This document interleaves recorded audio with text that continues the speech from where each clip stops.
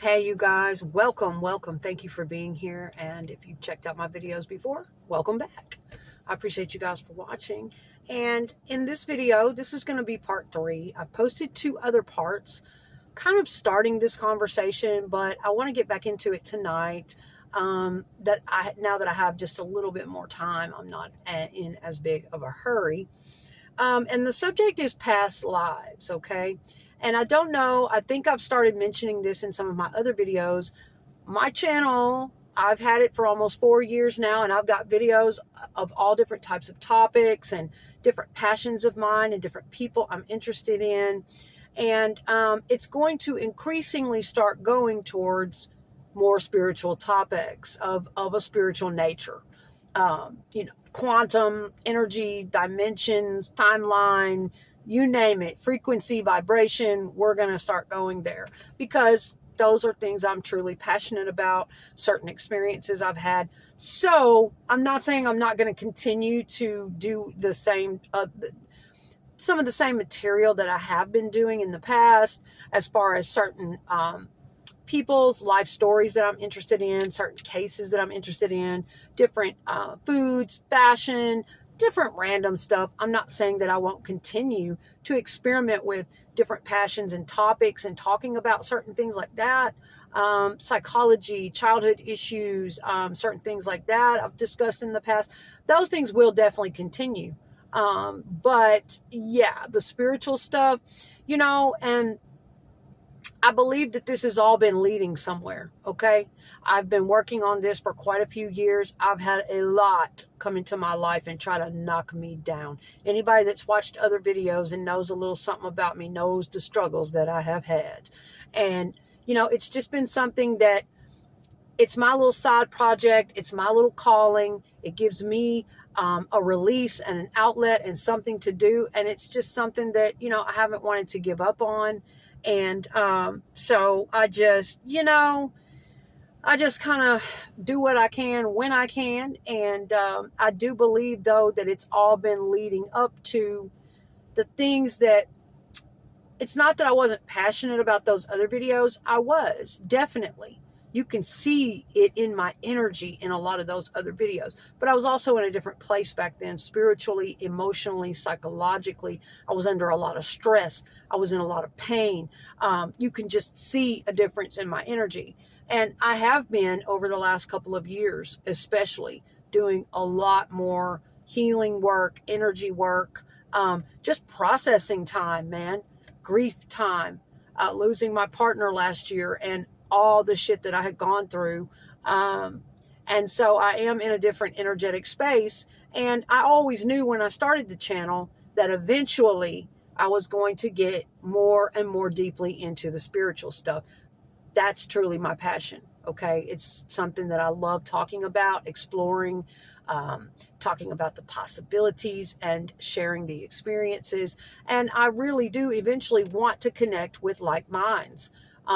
People that are also fascinated with these types of things and that have had certain types of spiritual experiences in their lives and would like to share those things and be willing to share those things in the comment section or wherever.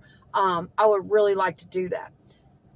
Am I aware of the fact that until I build, until I get a specific niche and I narrow it down a little bit more, where people know my channel to be a certain thing, am I aware of the fact that just about any old person that wants to come along on this topic, that topic, this topic, and the trolls will come and I will have to endure? Yes, I'm aware of that. I've always been aware of that. And I think that, call it God, call it universe, call it spirit team, call it guardian angels. I think that there's been this gestational, this protective, divinely protected rest period in my life. Even though the last couple of years have been hellish with a lot of agony and a lot of suffering, a lot of fear. I also think I was being divinely protected, and it was giving me a time to recalibrate, to strengthen my energy, so that I can be able to endure that type of backlash. Because anytime you have something you want to do in this life that you're passionate about, that you believe in, or you want to speak on or share, or whatever it is, you're always going to have hatred coming at you from somewhere, attacks from somewhere, people who don't like it, people who are jealous, people who want to discourage you, people who blah, blah, blah, blah, blah, blah, blah. It's always going to be like that. And if you're not in the right energy space, if your energy isn't properly balanced and aligned and you're still grieving, you're still in pain, you're still raw, you're still dealing with some type of trauma, you will not be able to withstand that backlash. And you will take it too personally, and it could stop you from your goals. And that's what they want. That's what that type of energy system wants. Okay? So it's important sometimes we don't start a project until we are a little more healed, until that timing is just right, okay? And the universe will generally nudge us and guide us when that timing is right. You'll notice yourself getting more resilient and not giving zero fucks about what they're trying to say to you about shit. It doesn't matter. They can be manipulative. Oh, you don't want us to comment? Well, you just can't take criticism, and you just can't stand for anyone else to have input. We know all those games, trolls, and we just really don't care. So it gives you time to get stronger. You have to be in the energy space to be resilient with that kind of shit, and could care less about, what you're looking for. The like minds, where your goal is, where your focus is. And, and a lot of people say, well, if you put stuff out online, you're making it their business and you're opening yourself up, and you should deserve that. And you should expect, no, you shouldn't. And no, you're not.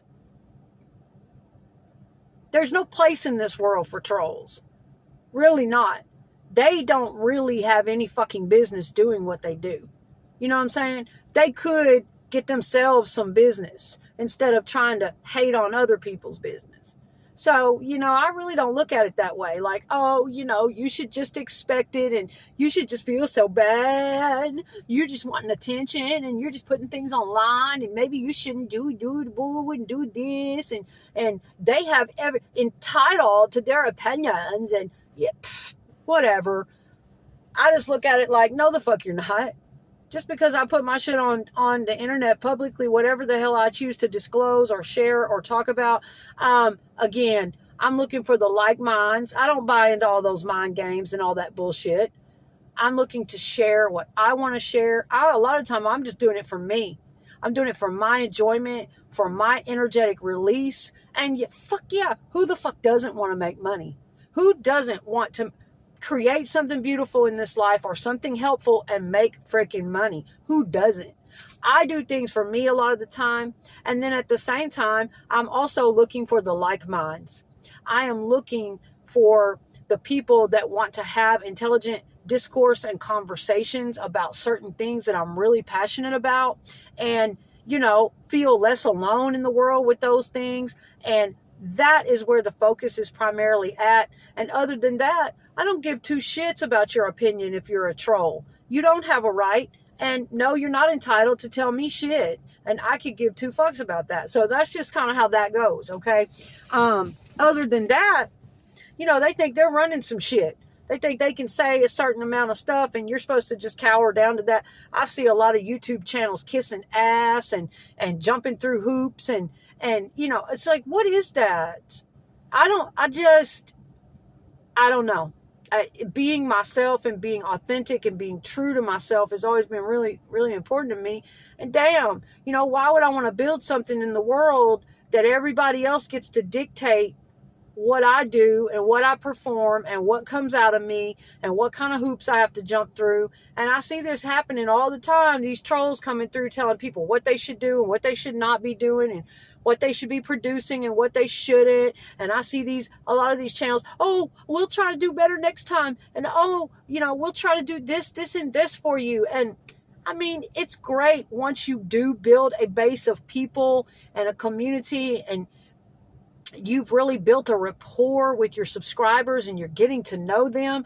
I'm still working on that, because I haven't had a particular niche. It's been kind of all over the place. So I have a lot of different types of people. I know that I do have quite a few people that have been here since day one, and I appreciate them, and I have much respect, and I try to be polite. But as it stands, I'm still kind of building that base and finding my way through to that particular niche. I'll always do content that whatever I'm passionate about, some of the same content I was doing before, people, places, events that fascinate me, that interest me, food, fashion, whatever, just life experiences. But it's all going somewhere as well to buckle down to more of a particular niche, and it's going to be highly spiritual. It's going to be among those topics, timeline shifting, dimension, vibrational frequency, out of body experiences, dreams, sleep paralysis, all of these things that are very fascinating to me, possibilities, afterlife, past lives, and experiences that I've had with, certain things. So anyway, guys, this is part 3. I posted 1 and 2 and I got the conversation started discussing past lives. Okay. And, I'm to the point now, I used to would say, now that may offend you or you may not get it and it might not be for you. All I'm going to say is if it's not, please don't watch. Move along. That's okay with me. Whatever you're feeling, okay? Just a little disclaimer though, these are whatever I discuss here is my personal experience, my personal perspective. I believe that we're all on our own life paths, life courses, and it's going to be set up the way we need it to be set up for our own spiritual lessons and evolution. And it's not going to be just exactly like anyone else's. I don't believe in all that, all one belief system or all one way of doing it, or no, it's just, but again, I'm not professional. These are my personal experiences, feelings, perceptions. If you need help, I am a highly spiritual person and I like to talk about a lot of different things. But I've also had a lot of people in my life that when I needed to turn to them, they were there and they helped me a great deal to at least build a good solid mental and emotional foundation because of the fact that I grew up in such trauma. So I do respect people in certain, professions and levels of expertise a great deal. So if you do need mental or emotional help, don't ever hesitate to reach out to a professional or reach out to someone for help. And the same goes for physical and medical issues. I just always want to make that clear. It's always best to not let your spirituality override those things. I never want to mislead anyone in that way. I can tell you what works for me and what my perceptions are, but honey, let me tell you something. If my heart palpitates or if I feel sick or if I feel like something's wrong, a bitch is calling an ambulance. Period. I'm going to the hospital, okay? Period. I'm not stupid shit. I'm just saying, I have certain feelings and energy work and all that great shit, but God, the powers that be, the creator, the universe, angels, whatever, also gave people on this earth very high levels of skill and expertise to save our asses too, and to give us medications and to help us through our mental health issues. So don't ever hesitate if you need that kind of help. Cool. All right. So past lives, you guys. All right. If you saw part 1 and 2, I did those the other day and I was kind of talking about how I lean towards believing. And I don't really like to use the word I believe. I believe. I don't know. There's something about that word, the connotation. I like to say, I feel or I perceive it this way or I lean towards, because I'm also a highly critical thinker. I analyze things very deeply and run them through a process of critical thinking and logic and reason. And I really do. Before I accept anything as really incorporate that into a deep belief or a deep inner knowing, I generally tear it apart with my logic and analysis and reason and stomp it to death. So anybody that could ever come at me like, ugh, God, you don't use logic, you don't even analyze, you just go along with this spiritual flu. No, honey, No. If anybody tears shit apart and analyzes it to death and fights it and battles it and puts it through hell before accepting something as just, okay, I believe that, woohoo, it's me. But I'm going to say this, when it comes to being able to intuit, when it comes to developing your inner psychic abilities and gifts, and we all have them. I believe that we all do. It's just that we are all tuned to a different frequency level. And that's neither good nor bad, nor better than, nor worse than anybody. You know, we're all on different levels of learning and growing and, you know, taking in our lessons and whatnot. But if you're going to, somebody just honked right behind me and it just blew my wig back. It just blew that thought right out of my head. Intuition.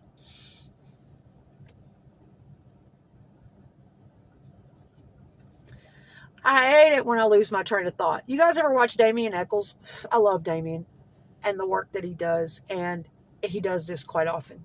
I guess it's something that happened to him in prison, being in isolation for a long time.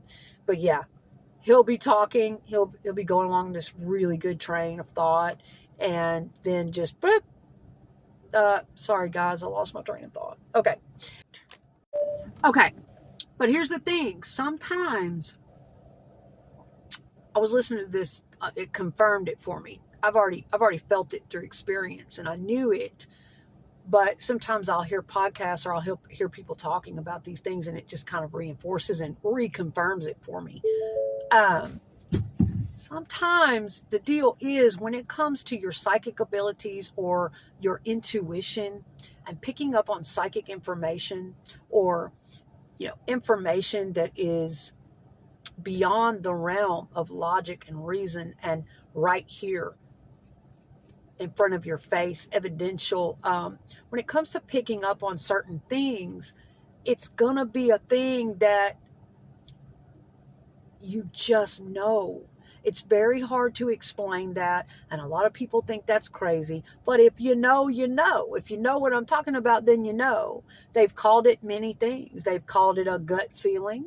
They've called it mother's intuition. They've called it so many different things. But we as humans are designed this way. Not only do we have a brain and logic and reason and critical thinking and the ability to analyze things and, you know, use all of that, but feeling, picking up things intuitively, instinctively, and just feeling them in an energetic way. Now, some of us can do this more than others can, okay? It doesn't make us better than or worse than, but some of us are more highly dialed into that than others. That there's all kinds of ranges of it. I know people that are way, way, way more advanced and way more dialed into things energetically than me. And it so fascinates me, and they are so skilled and just on a different frequency. And then I'm on this certain frequency, and I may be way, way, way more dialed in than certain other people that I know that are just on their level, you know, and they kind of just don't notice things, and they kind of don't feel things very deeply, and they kind of stay checked out and detached a lot of the time. It's really hard to get in touch with your own inner intuition and your own psychic gifts and reading energy and just knowing and feeling things if you are always the type of person that's running from your problems and that doesn't like to think your own thoughts and that doesn't like to ever be introspective or ever self-inventory or self-analyze at all. If you're a person that wants to run from your feelings and stay kind of checked out and not think and feel too deeply, then it will be kind of hard for you to be on that frequency where you can read energy and where you can pick up on the subtlest of frequencies and things like that, okay? So you can't be mad about that if you're not putting the work into it. You have to dial into yourself first.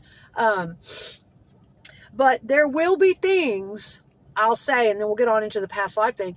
There will be things that you will just instinctively know. You will not be able to explain them with logic. You will not be able to reason it out or It's not going to, the math is not going to math logically. It's going to seem kind of absurd. It's not going to be something that evidence pointed you to, but you know it. You fucking just know it. You know to go towards it. You feel it within every cell of your body. It may be in your stomach. It may be in your chest. It may just be this visceral, raw. When you pay attention to all of your emotions and all your subtle feelings, you get really in tune with this stuff. And you know, I've been like this since I was a child, and I talked about a lot of that in part 1. The reason why, a lot of the different reasons why I am so dialed in. But then again, there's always room to grow in that aspect. I'm certainly not as talented at it or skilled at it or as dialed in as a lot of people that are out there that are, you know, way more advanced than me. But there will be things that you just know, and you cannot explain how you know it, but you know. And I trust that. I trust it even over logic. Absolutely. There will be times where logic will get in your way, and logic will fuck you over, and it'll fuck you out of something that it's just meant for you to be picking up on energetically and intuitively. And a lot of times this world doesn't encourage that. It scoffs at it. It discourages that type of thing. But, you know, that's that.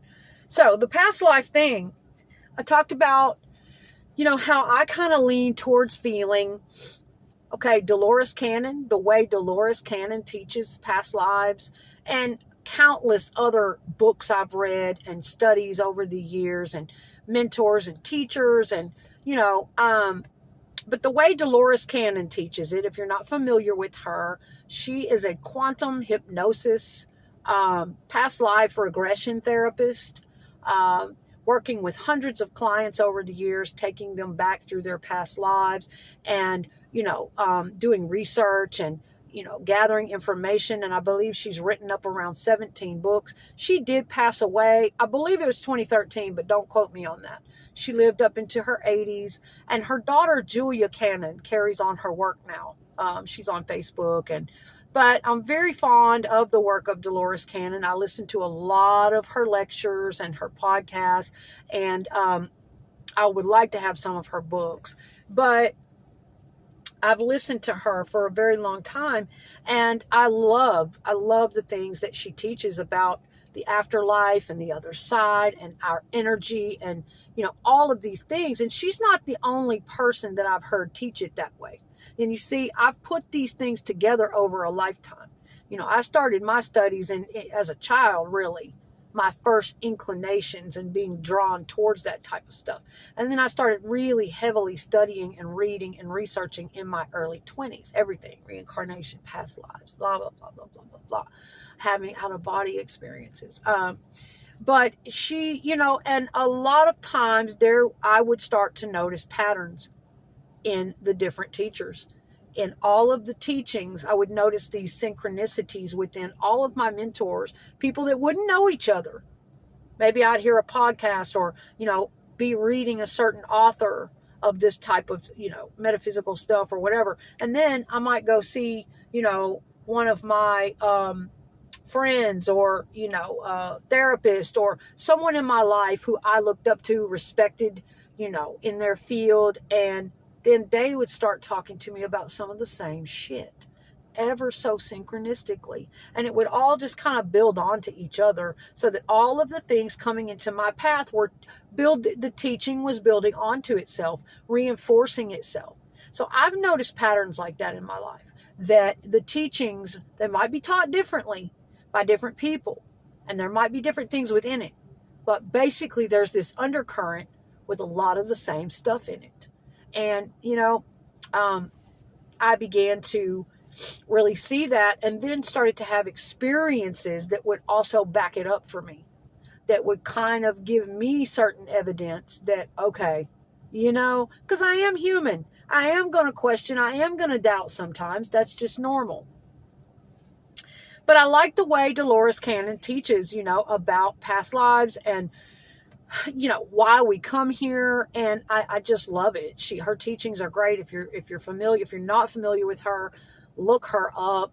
And I lean towards believing that. I lean towards believing that, yes, that we choose these lifetimes.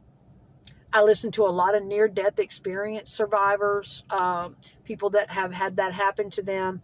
Also, a couple of my own real-life mentors have, one of them has written a book, and basically kind of believes along the same path that we choose these life existences and that we have soul contracts, that we might incarnate in soul clusters, that these particular people that we're close to in this life, that all of us have done this multiple times in other lifetimes with each other, just in different roles, where mom might have been daughter last time, dad might have been brother last time, husband might have been sister, this might have been that. I really do lean towards believing that, and feeling that. And I say it a certain way. Believing it is one thing. But when you say believe something, it kind of makes it sound like, well, that's just a train I jumped on because, well, that's what people said and it sounded kind of good. And, well, I think everybody else is leaning that way. They believe that. They think that. So, I should probably say that too and jump on that too. When you use that word believe, it just, something about it. But I lean towards feeling that it resonates with me, that this is what happens, that we have done this before, that, these teachings, I lean heavily towards them, that we've all known each other before, and that we, get together and plan this. If you listen to these different teachers and mentors and people that have had near-death experiences, many of them describe this type of thing when they come back. This has been recorded hundreds of times, people saying very similar things that happened in their near-death experiences, or regressing them back in their past lives, what happened in their death experience, what happened before the soul entered the newborn baby, preparations, getting ready to come on back. I lean heavily towards that resonates within my body. And I feel that it makes very much sense to me, that it is true. And again, there are many reasons why, but yeah, a lot of them teach that we sit down and write up a blueprint for this life, and, certain issues, certain karmic debt, certain things that we couldn't overcome in the last life, or that we wanted to accomplish, or debt we have to pay back, wrongs that we want to right, lessons that we need to learn and feel and experience, and that we sit down with our guides on the other side, and we need, okay, let's come up with this plan, but who's going to assist me in this role? If I need to learn this particular lesson, that's going to be painful. Who's going to assist me? Who's going to, if you're going to do stuff like that, well, you need other people to be involved in it.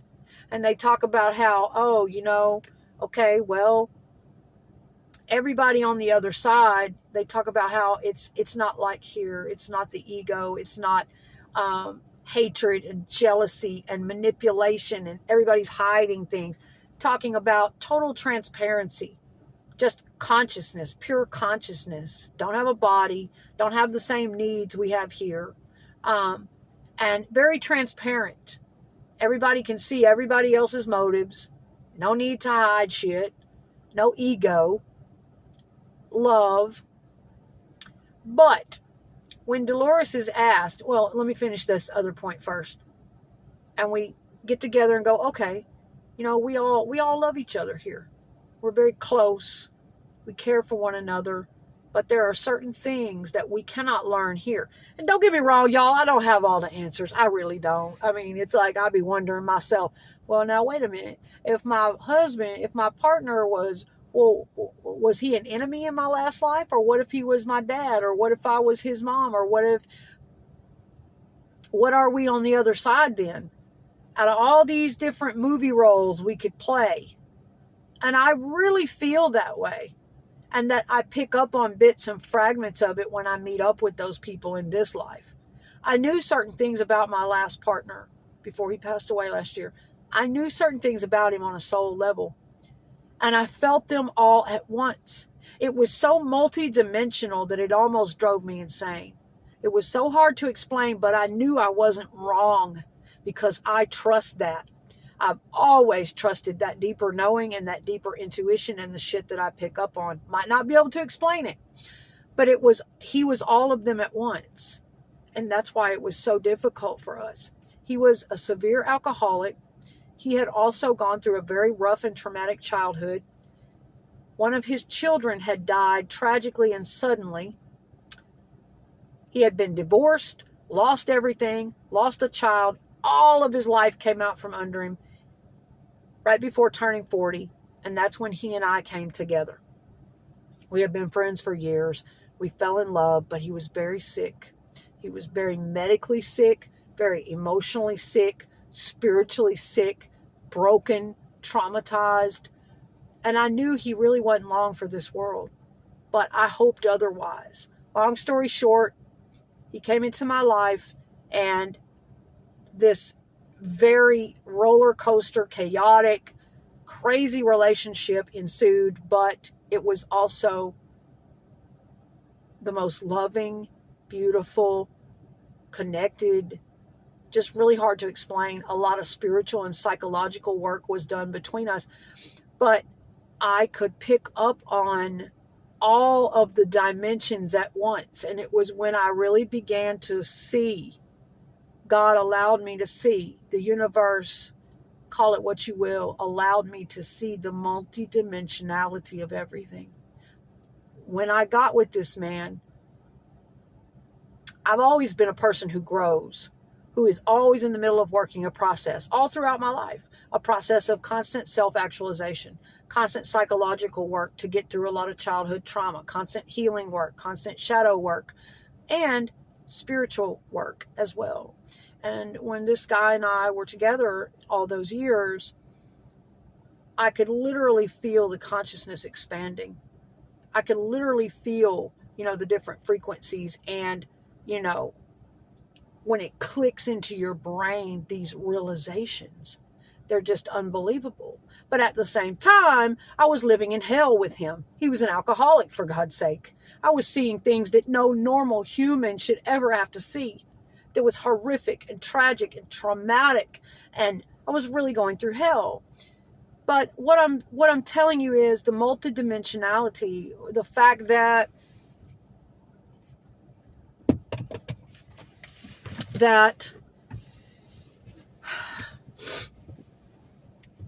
he was both good and bad. He was a partner, a friend. He was just so many different levels at once. He was teaching me things, triggering things up out of me that needed to be healed. Also connecting me to this deep, unconditional form of love.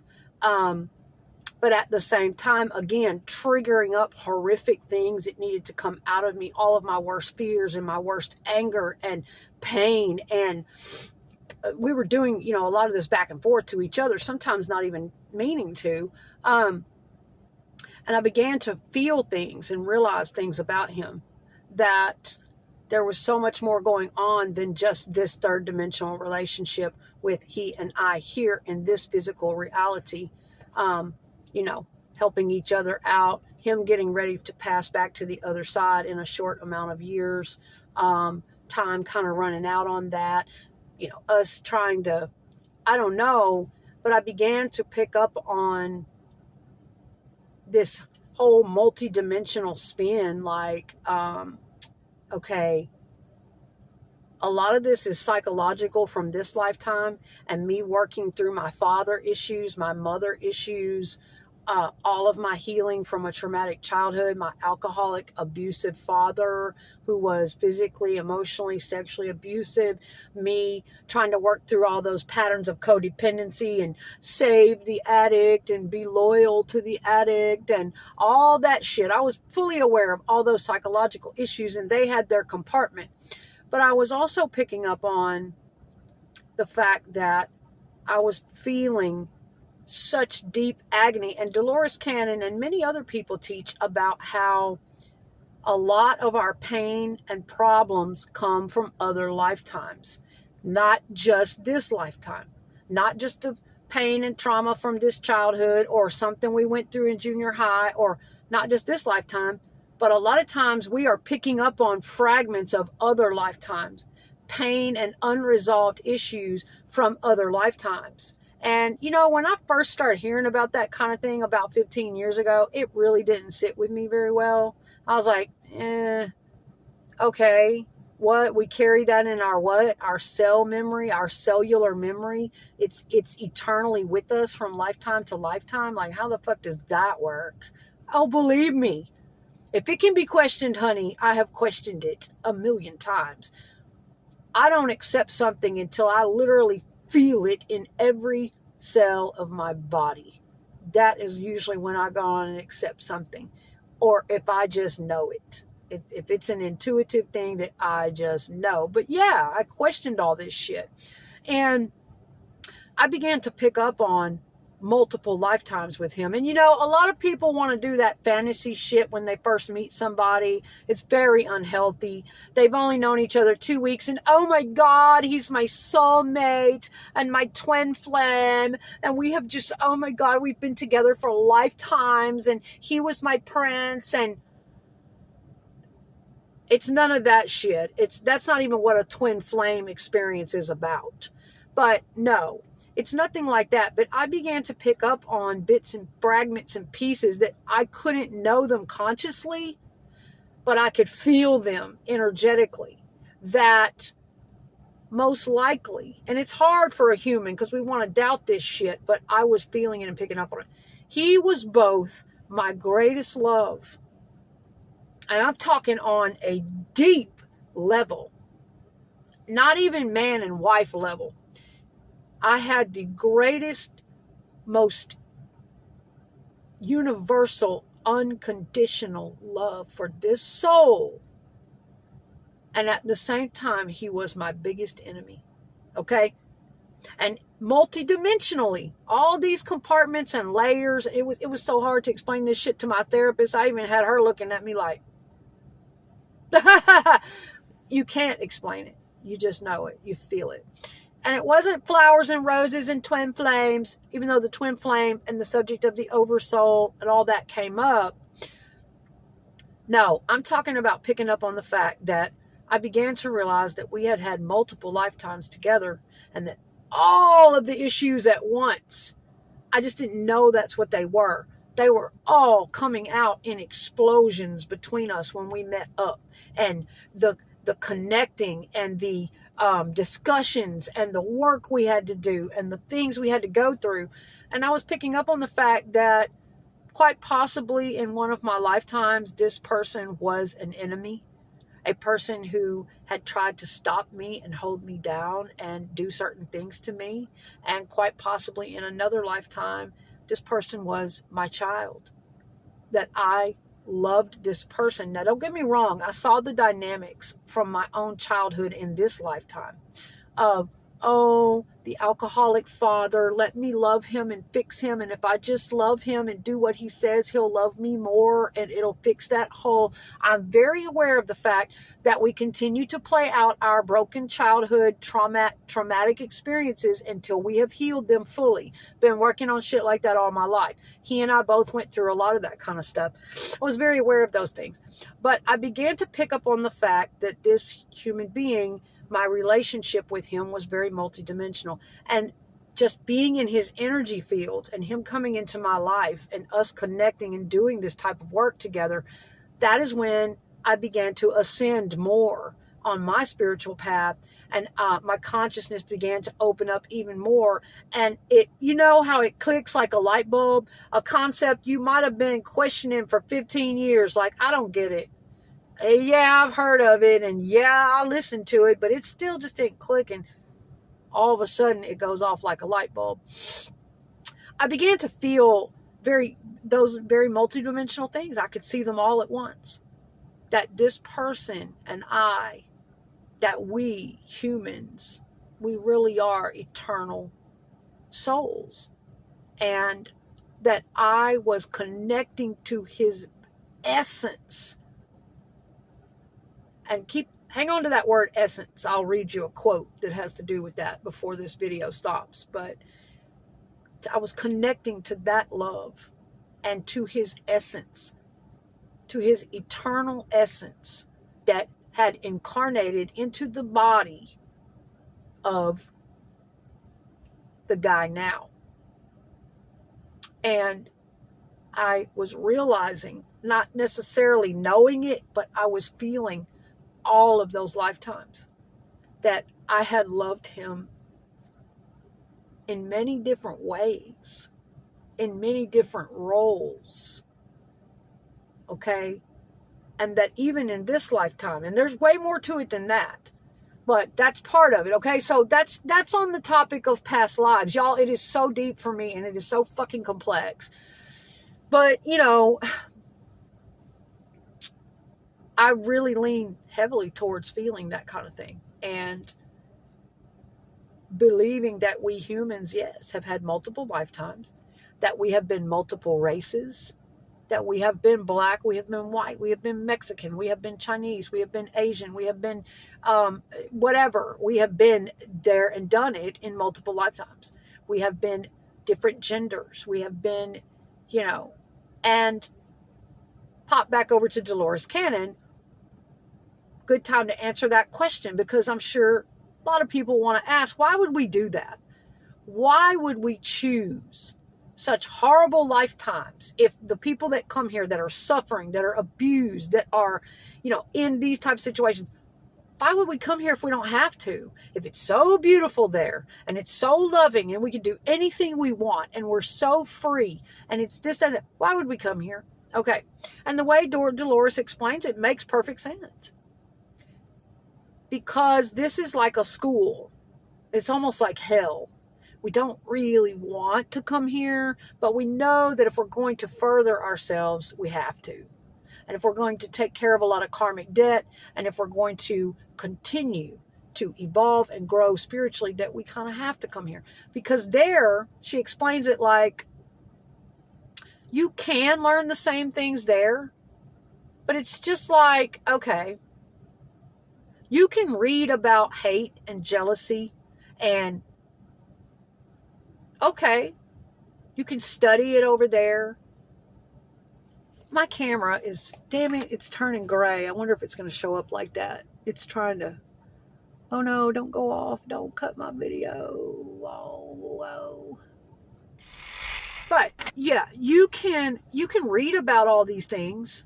You can read about hatred, jealousy. You can read about struggle, strife. You can read about how to make a fucking hamburger, whatever. But if you can't do it hands-on, if you don't physically experience what it's like to feel that, to have to work your way through that and learn and grow from it, you really just don't have the entire knowledge of it, okay? And this makes really deep sense to me. And she talks about, you know, that's part of why we choose to incarnate on Earth. Because Earth is a hard motherfucking school. It's one of the hardest planets to come to. She talks about other galaxies and other planets and other beings. And, you know, it's pretty fascinating stuff. But it makes sense to me. And so, yeah, you know, we come here to have that experience. And I know, hey, don't get me wrong. When I first really started hearing about, you know, theories like that, in fact, it was one of my real life mentors that I knew personally. And he has a certain career. I've looked up to him for many, many years. He has a certain practice in the medical field, I'll put it that way. But he's also a very spiritual person on the side. And, you know, people that are like-minded, he'll talk with people about these things. And he's been, you know, would talk to me over the last 20 years. And one day when I was in his office, he didn't just come right out and say, you know, well, you're reincarnated. He didn't ever say anything like exactly like that to me. But one day he sat me down and, you know, I was going through some struggles and some shit and blah, blah, blah. And he said, okay, look, he said, the way for you to get out of this is for you to take control of it. You feel this way. This happened to you in your life, and it's valid and it hurts. And it's understandable that you're in pain. And this happened in your childhood before you could do anything about it. And this, that, and the other. And it led up to this, this, and this in your adulthood. He's like, but go back before that. He's like, take responsibility for, he's like, feel your feelings. You have every right to be angry, sad, whatever. But then go ahead and take control of those feelings. And you get to decide what you do with them. You get to decide whether you want to stay angry, whether you want to keep yourself all tied up thinking about those people on and on, even though it's difficult. This isn't for everybody, y'all. This will piss people off. That's why he probably waited a number of years before to get to know me before he said something like that. You have to know, you have to be on a certain frequency before you are ready to see and receive certain information. You just have to be. And that's not better than, worse than, arrogant, superior, nothing like that. It's just fact. Until you're on a certain level, until you're on a certain frequency where you're ready to receive certain information and process that, you're not gonna. And it will continue to offend you or puzzle you or just not be for you until you're ready for that. So then he says to me, okay, now go back even before that. And you talk about looking puzzled. I was like, what do you mean? Go back where? Before my childhood? He's like, yeah, go back before that. And take responsibility for all that. And I was like, I felt kind of stupid, you know. But he knew I was getting it, you know. And this person also has a really great book called Walking Your Higher Self Path. And finally it clicked and it dawned on me what he was trying to get at. And I was like, oh, you're talking about before I even fucking incarnated here. Holy shit. Okay. Oh, so you're saying I chose this. That's what you mean by take responsibility for it. And you have to be really careful. And he knew that. He wouldn't say that to just anybody, you know. I'm sure he picks and chooses who he's going to talk to based on whether they're ready to receive it or not. You know, I'm not somebody that's going to sit there and go, fuck you, motherfucker. Are you out your damn mind? This happened to me. And God damn it, I'm still pissed. Are you crazy? Just kidding. Some people would act like that, though.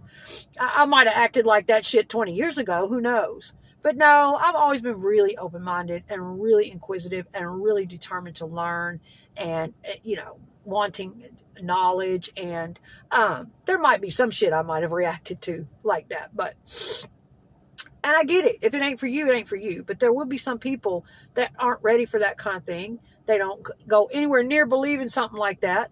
And, you know, it's like, hell no. And believe me, when I first started having to digest these concepts and they started being shared and revealed to me, that kind of knowledge started coming to me.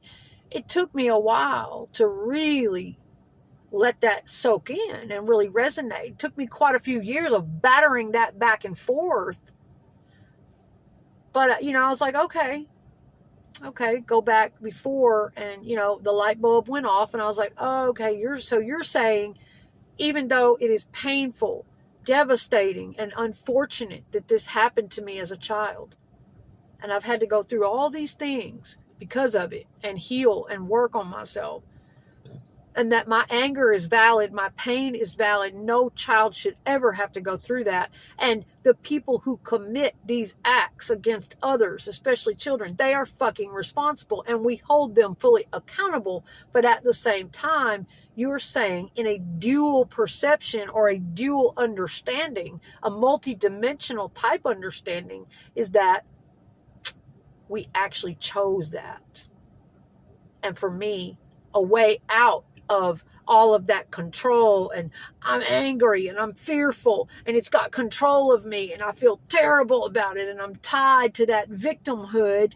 You're saying a way out of that, where I get to control the narrative of my life, is for me to realize that I actually chose this and I incarnated into it for my own spiritual growth and ascension and evolution. And that's basically the gist of what he was saying. And I'm just telling y'all, when I first started hearing these concepts and they first started coming to me, and then as life went on, me digesting that and processing that and questioning that and reading books and more studies and more life experience and more things coming to me synchronistically to back up those claims. That's generally what happens. Evidence will start revealing itself to show me all I need to know to really start believing that, feeling deeply about that. So I do lean heavily towards that now, all these years later, yes, because of experience, because of certain knowledge. But yeah, at first it was really hard for me to digest. And I'll tell you something, when I was going through it with my partner, I fought angels, I fought demons, I fought God, I fought Satan, I fought every motherfucking thing because I loved him so much. And I didn't give a shit about any of that. I just loved him deeply. And I wanted to keep him. I wanted to stay with him. And I would literally be like, are you fucking kidding me? This was supposed to happen? Why? Why would I create such horror for myself? Why would I create such a painful ending?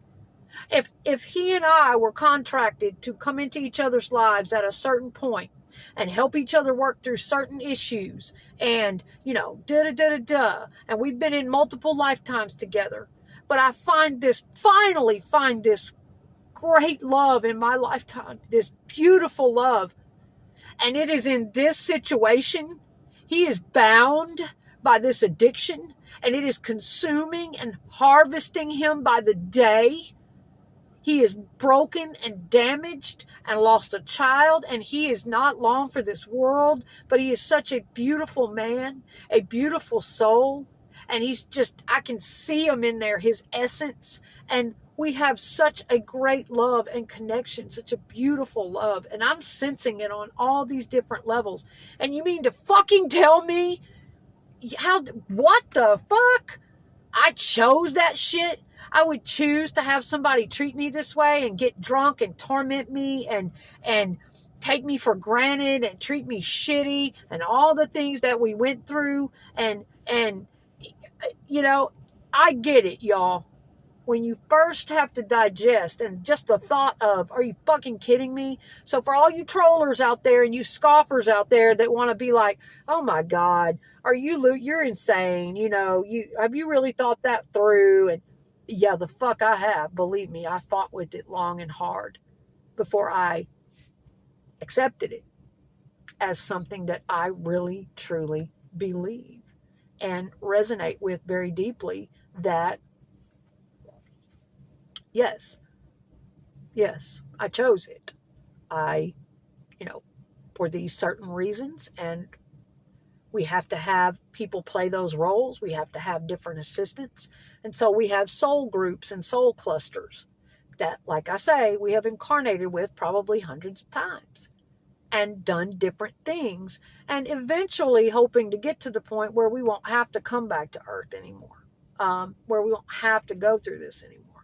Most people, near-death experiences and shit like that, and, that can remember their past, they're like, I didn't want to fucking do it. But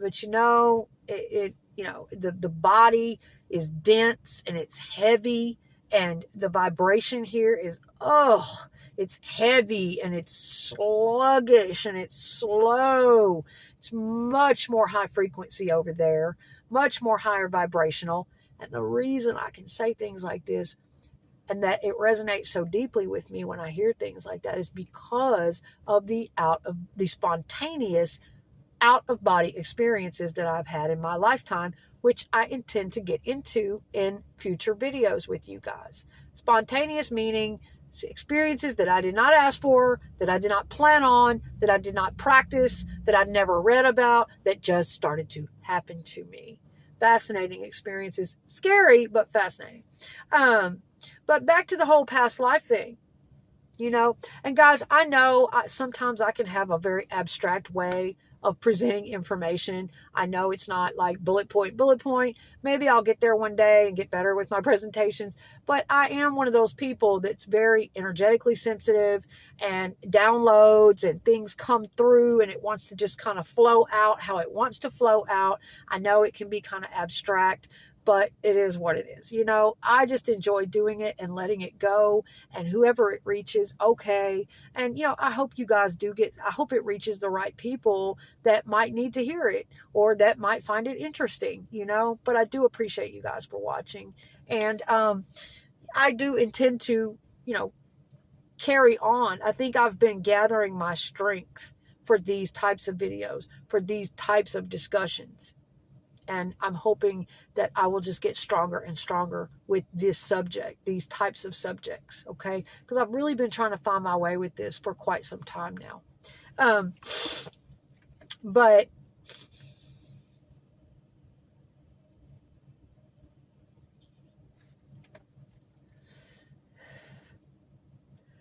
I've come to realize a lot. And you know, when you know, you know. And you don't really feel like you used to feel. You don't have that desperate need, really. It's not a thing where you just have to make everybody understand, or, you know, you're not trying to convert or convince. Not at all. Could care less. That's them. That's their life path and their business and whatever they want to feel and think. And you're just confident in what you know. That's intuition. Just that inner knowing. And your clairs, the clairs are very important.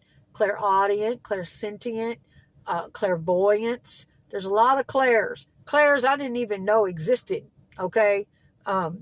What's the nose? I used to know them all by heart. But it's being able to perceive outside of the ordinary five senses. And mine are primarily, I've never been really clairvoyant. I've never been able to see. Mine are primarily, these mean clear knowing, clear feeling, clear seeing is clairvoyant, clear hearing, clairaudient. But it means the ability to hear, see, feel, perceive, smell into other realms, other dimensions. And mine would be primarily the clear knowing or feeling, those two. Clairsentient, is it? Just knowing. Bitch, I don't know how I know, but I know. And I know what I know, if you know what I mean. Like Edie Brickell once said, what I am is what I am. You, what you are, oh, what you are. Love Edie. I love Edie. The smile on a dog. I'm not aware of too many things. I know what I know, if you know what I mean. I do, yeah. My nose is stopped up, y'all. But you know what you know, and that's it. I don't question. I don't worry about it. I don't worry about people questioning it. I don't worry if other people believe it, if they laugh at it, if they think it's bullshit. I know what I know. And yeah, so the clairsentient, just the ability, you feel it. You fucking feel it in an energy form, and you don't know how you feel it, and you don't know why, and you don't know how you know, but you just know.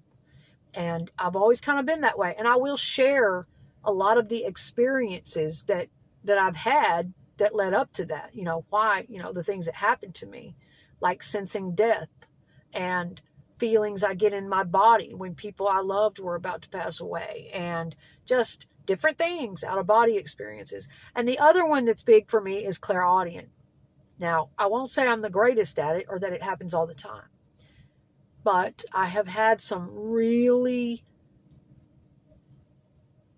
overwhelming and fantastic experiences with clairaudience, particularly when people pass away. When my partner passed away last year, for the first few mornings after his death, God, it gives me chills just thinking about it to this day.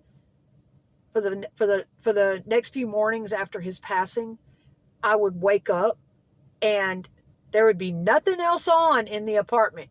Not a radio, not a pin drop, nothing.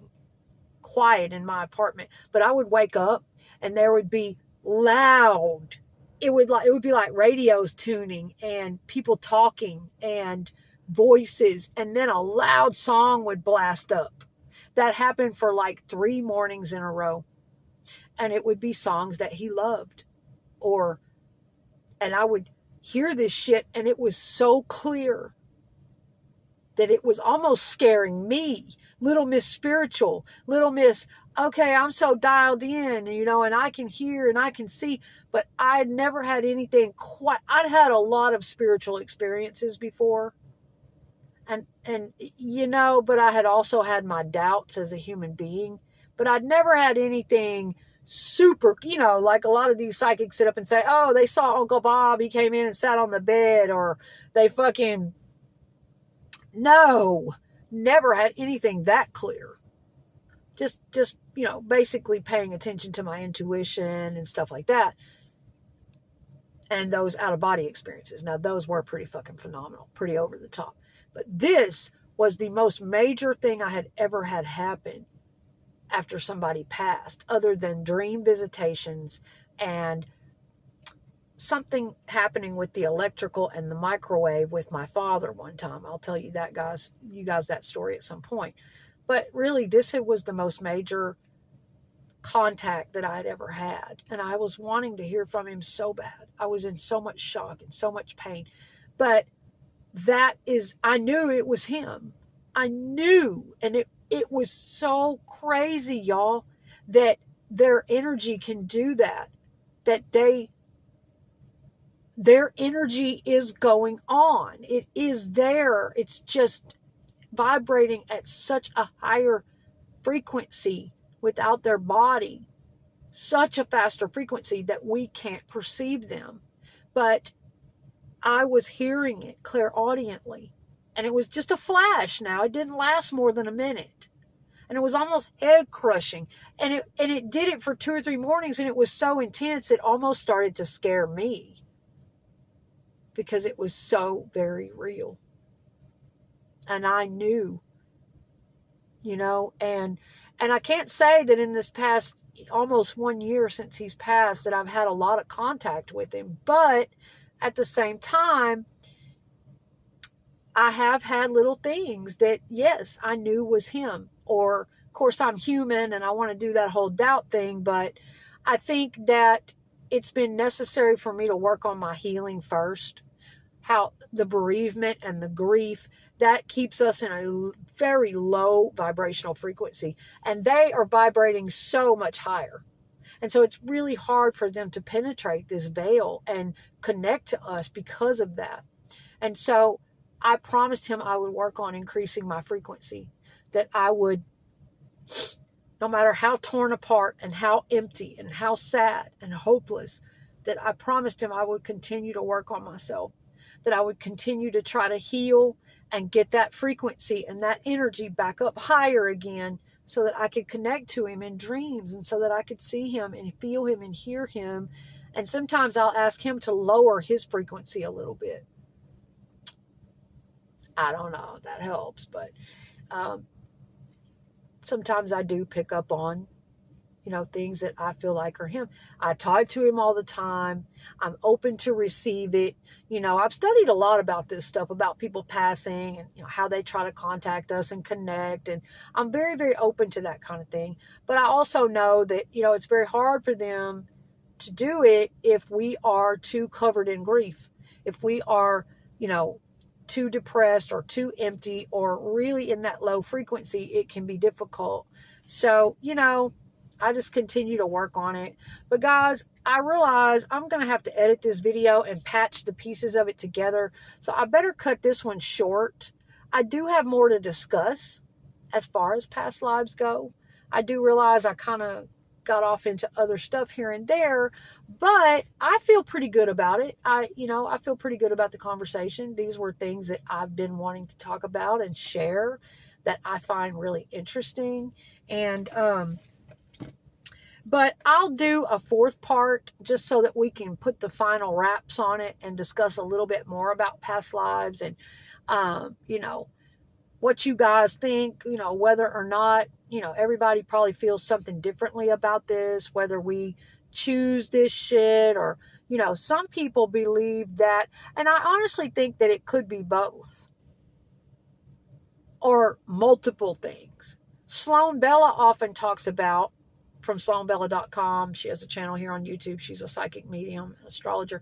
She often talks about how she feels that a great many people were tricked into coming or forced, and how this is the beast system and a planet of slavery, and how you're forced to come here and fucking work yourself to death just to be able to eat food and just to be able to survive, and stuck in this rut of constant consumerism. And Sloan talks about a lot of that stuff, and I don't necessarily disagree all the way. Now, I wouldn't say that that's every case and that that's my perception of life on Earth all the time. Some of it, yes, I would say I agree with. And I think there might be some individuals who that may have happened to. Like, for instance, my brother. He's never wanted to be here. Ever since he was a child, he has longed for the others. He just doesn't like it here. And he has struggled. And, you know, I do think there might be some cases where they just didn't fucking want to do it. And somehow they were tricked or trapped into it. Or, I don't know. I think that it's a possibility. But I think, you know, and Sloan also mentions sometimes how it's like sometimes it'll be kind of contradicted with what different teachers speak on and say. Like, I've heard Sloan say, well, it's a privilege to get to incarnate back to Earth. And there are souls lined up waiting to get in a body. So in the astral realms, the lower astrals, and Dolores Cannon talks about the lower astral realms a lot too. That's where the beings hang out, the ones that are kind of earthbound. Now, that is a video where I would need to get into talking about dark entity attachments and shit like that. When people don't know they're dead and they used to be like really hardcore lifestyles, a lot of trauma, drug addiction, alcoholism, you know, lives of crime, really hardcore, and they pass over and they aren't ready to go into the light yet, and they're in that lower astral, and they still want to get their fix. They still want to have those same sensations, so they spend a lot of time trying to get into bodies and attach on to people who are still alive but drug addicted, depressed. Their system is, that's why I always say, if you're in a lower vibrational frequency, you're an open portal, and you are very susceptible to dark entity attachments. But Dolores explains how they can't do it. And I like how she says there is no such thing as total possession. There's no such thing as they're going to take you over completely. And I've always agreed with that. I just don't feel that. I just don't. She talks about how the soul is actually protected in our body, but they try. And I think a lot of times that's what we're seeing when our partner just isn't himself, or that person who is drug addicted or alcoholic or very, very depressed and empty, you know, they are acting out of character, and they're acting careless and cruel and narcissistic, and this is going on and that's going on. I think a lot of times that's what's happening. It's those dark entity attachments, those earthbound souls that they want to get drunk again. They want to get high again. They want to get in and feel, but they can't. And the way Dolores explains it, she's like, they finally give up and, you know, make it to the light, and somebody comes to get them and be like, okay, are you finally ready to go on and go? Because you're not going to get back in a fucking body. So they'll go on and go. But just fascinating stuff, y'all. Fascinating stuff. I hope I can patch this video together and get it uploaded, because it is in a few pieces.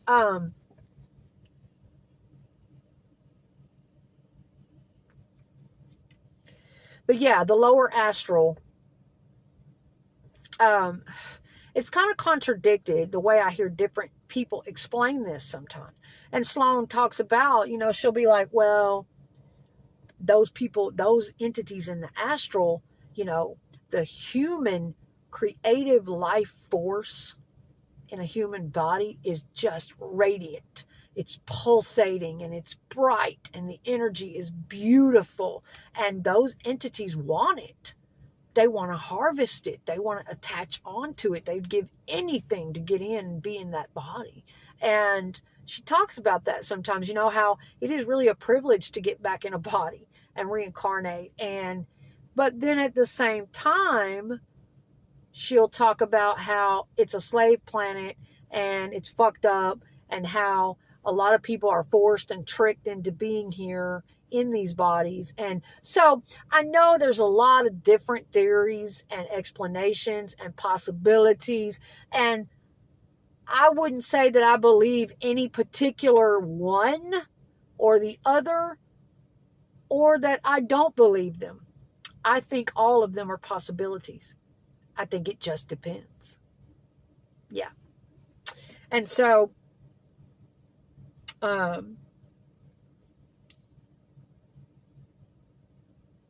advised to come. Exit plans. How people with near-death experiences talk about exit points, and how they talk about suicides, how, there's really not a punishment for certain things that we do, mistakes that we make. It's not like, hellfire and brimstone or people with little horns, but I lean more towards the teaching that, like Dolores Cannon explains, we will have to come back and fucking repeat it if we don't complete the contract that we set up and the life lessons that we need to carry out. No matter how painful, we can access those exit points, but if we exit early, she talks about how you just cycle right back. You have to complete it, but they talk about how it's more, those people have to go to a holding place for a while and get more healing and comfort and counsel, and they may have to go through some different things before they can come back. But I don't know, just fascinating stuff, you guys. So in a future video, I've got a lot more to discuss: out-of-body experiences, spirit guides, just different things. But I will come back in a part 4 if I review this and I feel like I missed anything, or there's anything I would like to add to the past life conversation, which, yeah, there's a couple things that I didn't get to get into. But you guys, like minds out there, if you enjoyed the video, if it got your brain to, flowing and thinking, if it made you feel something, you guys certainly tell me about your experiences. Tell me what you feel about this. I do have more to add, so I will make a part 4, because I want to get into talking about how I feel when I go into antique stores. Now, that's another thing, okay? What the energy that I feel off of my surroundings. I've always been very light sensitive, very sensitive to aesthetics, and I've noticed that's what you have to pay attention to. Like I said in part 1 and 2, those little bitty things, I pay attention to the slightest difference in my emotions, and I discern what's just typical Tam, what's from this life, what can I attribute to this, that, and the other, and what is coming from a weird place deep inside me that I just don't know where that comes from. And the fact that I don't feel very good inside unless I am surrounded by older things. It's weird.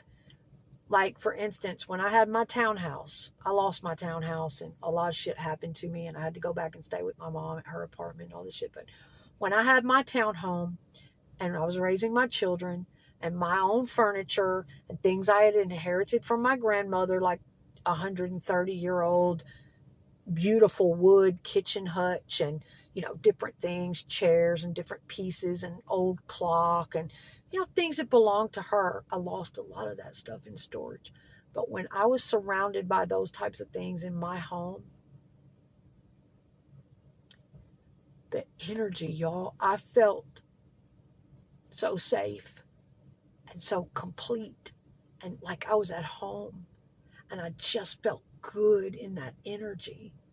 But ever since I've lost those things, and having to stay different places and not being surrounded by old-timey things and vintage things, just any old thing I could stick in the corner to put something on, and newer shit, plastic shit, and I feel a sort of an emptiness inside. I pay attention to those kind of feelings, and there is something about the energy of those antiques.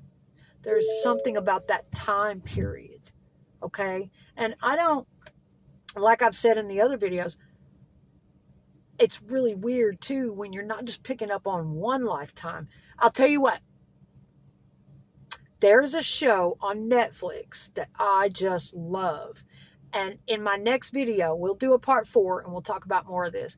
But I'll tell y'all what happened to me last year when I was going through the death of my partner and in the months before he died, and all the little shows that came to me. They came to me in a little batch over a few months' time, these different spiritual shows. And now they've kind of gone away, but they came when I needed them. And I'll tell y'all, each and every one of them, they were all quite spiritual. A lot of them were about reincarnation and all kinds of shit that I kind of needed to know. Some of them would come and answer questions, things I had been asking and wondering about before. But the show, it's a little Korean. I love these little Korean shows. It's called See You in My 19th Life. Okay, that also came into my life at a time where I was still struggling to understand what it means to be multidimensional, what it means to be so many things at once, and picking up on different memories of it. If you want to understand what I'm trying to convey, watch that show, See You in My 19th Life. Perfect. And Hello Me, that's another one, another little Korean. A lot of their shows are based around reincarnation, but these are great shows, and they explain what I'm talking about, the concept of it. And so, yes, I've begun to pick up on not just one lifetime, but little bits and fragments of many different lifetimes. Things that I loved, people that I might have been, things that I was drawn to, all in, but yet I'm trying to live this one lifetime right now and be me and just deal with this life and this childhood and everything in this lifetime. And really, they don't want us. That's why the veil of amnesia is there from a very young age. Because if we knew too much and if we could remember all of it, we would not focus on this lifetime. We would want to go back, or we would, like See You in My 19th Life, we would always be pursuing those memories and the people we left behind in that lifetime, and how horrible, and oh my God, we died, and oh, this happened. And you know what I'm saying? You've seen those shows where that happens to those kids. And so I get it, why we would need the veil of amnesia, and why we don't need to stay so overly focused on the other side and, where we were and what was in the past life. Of course not. We want to live here in the now and make it as beautiful as we possibly can and enjoy it. But I personally feel like if you are a person that senses these types of things, I think they're worth exploring. I think that part of being here is also to remember who we were and to figure out, our own spiritual path and purpose here in this life, and kind of put all the fragmented parts back together and somehow remember that we are eternal, and, prepare for that whole thing again of at some point passing back over, All right, guys, I'm going to clip this one and I'm going to go in and get some rest. And I really appreciate you guys for being here with me, for watching, and we'll get into some more stuff in the next part, okay? Thanks for being here.